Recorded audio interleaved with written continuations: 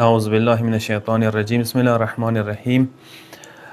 شب عید و روز عید مناسبت سره لږ څه عرایض عرض کوو.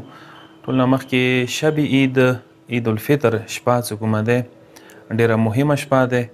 روایات ته که سترګې وغړوئ دا شب عید د عید الفطر شپه شب قدر بللی شوي دی. څه دي کې انسان په کار د عملونه وکړي، عبادات ورکړي. ډیره مهمه شپه ده. مو ځنه وخت کې همداسې ونه تېرېږو. زه مختصرا عیدي شپې اعمالو طرف ته اشاره درته کوم. ټولو نه مهمترین اول عمل دا دی چې انسان غسل وکړي. عید شپې غسل دی.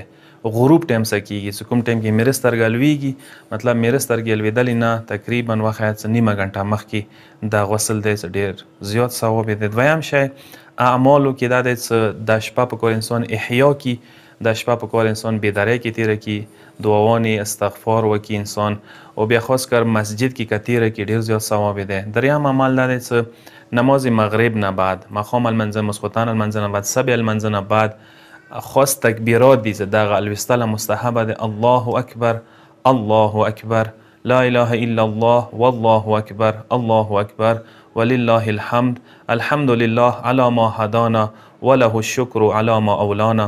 دا ذکر به تاسو ته انشاءالله سکرین باندې راشي. دی ذکر ډېر زیات ثواب دی چې انسان دغه المنځونه بعد کوي. څلورم عمل دا دی چې مغرب المنځه نه بعد او مغرب نافله څه کله ته وکړي. یوه مخصوصه دعا دی چې هغه مفاتیح کې شته دی، یا ذا المن والطول یا ذا الجود، اخیره پورې ده. دعا سکرین باندې به تاسو ته شو شي. دینه بعد 100 مرتبه چې کله دعا اخر ته ورسې اتوب الی الله ذکر دی چې انسان یې په کار دی وکړي. پنځم عمل دا دی چې امام حسین علیه الصلاة والسلام زیارت دی. نن شپې ډېر زیات فضیلت لري چې همدغه ځینې ته زیارت وکړي د مولا. شپږم عمل دا دی چې لاس ورته انسان په کار دی وایي یا دائم الفضل، یا دائم الفضل. دا ذکر انسان لاس ورته وکړي. سکرین باندې به درته شو شي. اووم عمل چې ثواب زیات دی، لاس رکعته خپل نافله دی چې د کوم نافلې دي د هغه والا رمضان والا دغې شپې اخیري لاس رکعته نافله یې حسابېږي چې هغه انسان په کار دی وکړي. اتم عمل دا دی چې 2 رکعته مخصوص المونځ دی د دغې شپې.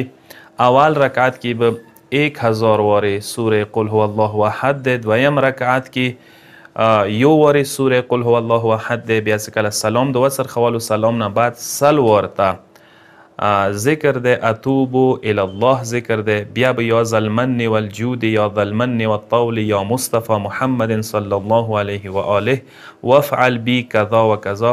اخیری کې بیا خپل حاجتونه یې دغې دعا نه بعد انسان یې وغواړي. دین علاوه دعاوانې دي مفاتیح کې چې انسان یې وکړي زیات ثواب دی. او انم عمل دا دی چې 14 رکعته المونځ دی د دغې شپې چې 2 رکعته کېږي. اول هر یو رکعت کې الحمد څه کله ته وایي، الحمد نه بعد به ته 1 وارې آیت الکرسي وایي او 3 وارې به قل هو الله احد یایي. پس هر رکعت کې الحمد نه بعد 1 وارې آیت الکرسي و 3 وارې قل هو الله احد دی. چې کله دغه 14 رکعت المونځ ته وکړي، روایتو کې شته دي چې انسان ته هر یو رکعت په بدلې کې 40 کالو عبادت ثواب خدای لیکي. خو هغه همداسې عبادت نه، هغه عبادت چې هغه انسان روژې حالت کې کړی وي، هغه عبادت چې هغه ماه مبارک رمضان کې انسان کړی. 40 سال عبادت ثواب یوه رکعت باندې خدای درته لیکي. لسم عمل د شب عید و عید شپې، عید الفطر شپې، لسم عمل دا چې انسان شپې اخیری ټایم کې چې کله سبې ته مثلا وخت نږدې د سبې اذان ته انسان بیا غسل په کار دی وکړي. یو غسل اخیری ټایم کې دی، مطلب غسل وکړه، غسل نه بعد راشه جای نماز باندې کښېنه سبې المنځه پورې، مطلب خپل انسان مناجات خپل ځای کې دعاوانې، بیا همغه جای نماز باندې سبې المنځ انسان وکړي. پروردګار عالم د موږ ټولو ته د عید شپې اعمالو عباداتو توفیق نصیب کړي. والسلام علیکم ورحمة الله وبرکاته.